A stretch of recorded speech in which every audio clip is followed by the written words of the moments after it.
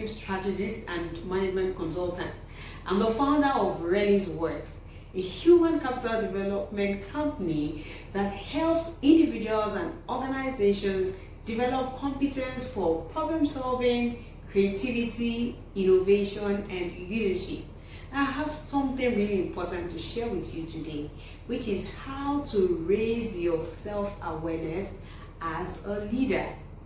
Now, there's no doubt that we live in a completely different world than we lived in just a week ago. Everything seems to have turned right on its head. The COVID-19 has disrupted everything that we have ever known. And while the numbers keep growing, the stock market is tanking, families are sheltering in, this is the time to lead with increased level of self-awareness and emotional intelligence. Because in the time of chaos, we need more leaders than ever. And we need leaders to step up their game to influence and reassure an anxious world.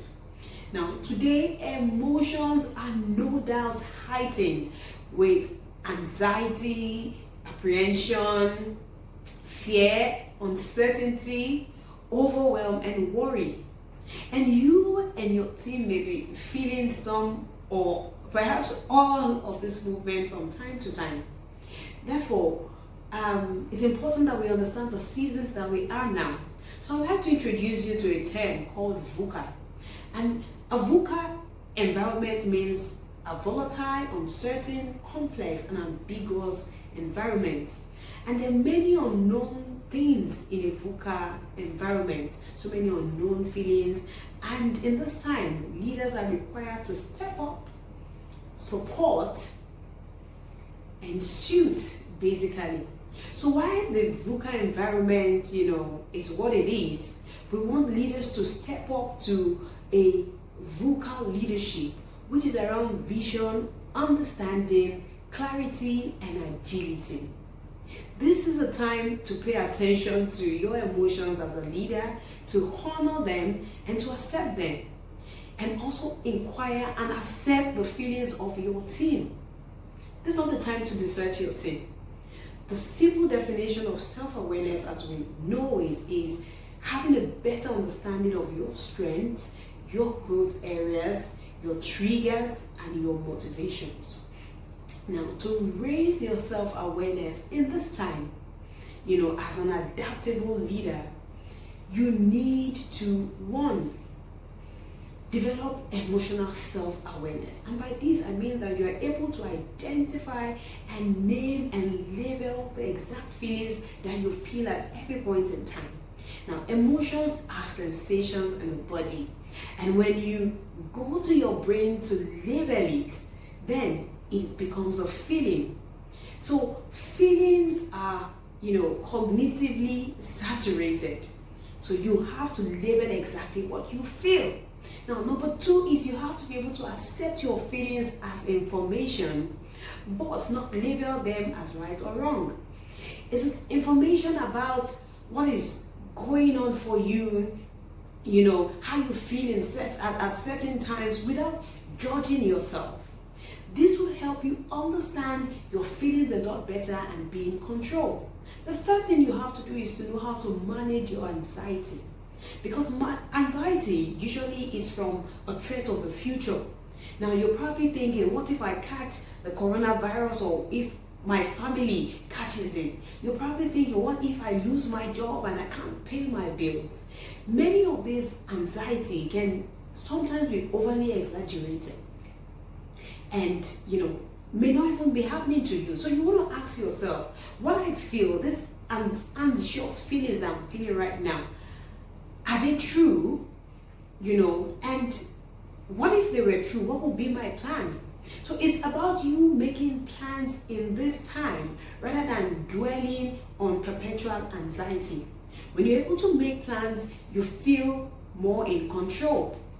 Now, the fourth thing you have to be able to do is to be able to, ruminate effectively, right? And by this, I mean that you're thinking about the things happening, from a more positive light than a negative light.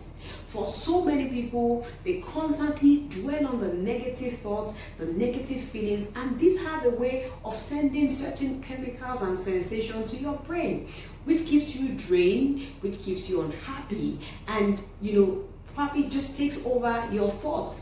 So what this means is that, rather than being in the place of fear and wondering what if the worst happened, it is important for you that you take control of your thoughts, you take control of your feelings, and you start changing those negative what ifs for how can I best handle this moment, how can I best handle this situation.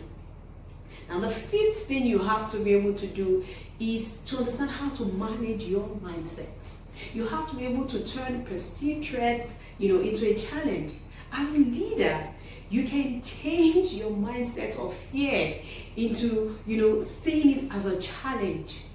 That way, you are not just transmitting fear to your team, but rather helping them to know how to deal with their own problems even more. So, as a leader, rather than seeing it from the place of fear, it is important that you use, the opportunity you have to start seeing things from a place to develop and to learn. The sixth thing you want to be able to do is to go to the exact feeling that you have.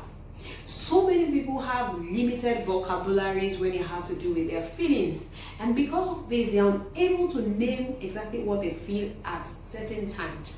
So it is important as a leader for you to know, how do I feel at this time? Do I feel anxious? Do I feel angry? Do I feel worried? And when you're able to understand how to expand your vocabulary, then you're in more control of yourself. The other thing you also want to be able to do is to learn how to control yourself in this time. You have to be able to understand what irritates you at this time, what makes you anxious.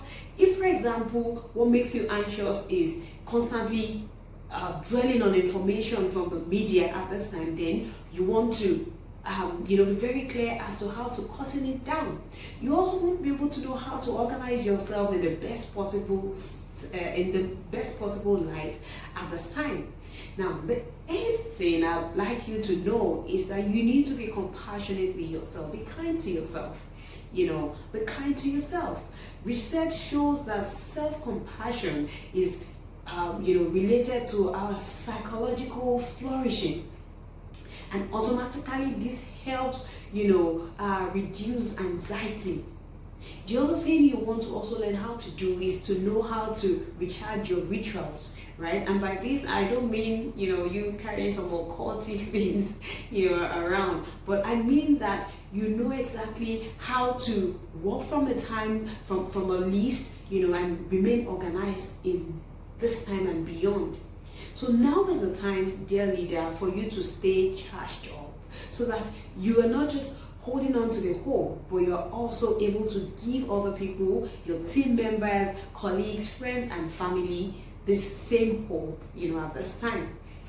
Okay, so some of the things I have listed in this, video do not really take so much, You just have to be able to calm yourself, know how to breathe deeply, enjoy nature, read books, have good conversations, spend time studying, watching amazing movies or documentaries, taking a bath, all these little techniques can help you to really achieve great level of self-awareness. It could also mean that you're taking time to talk with your family or spend some time with loved ones. So this is a time for you to be more focused on yourself and your people, and to be a beacon and a super. So the key is to keep upgrading your self-awareness over and over again.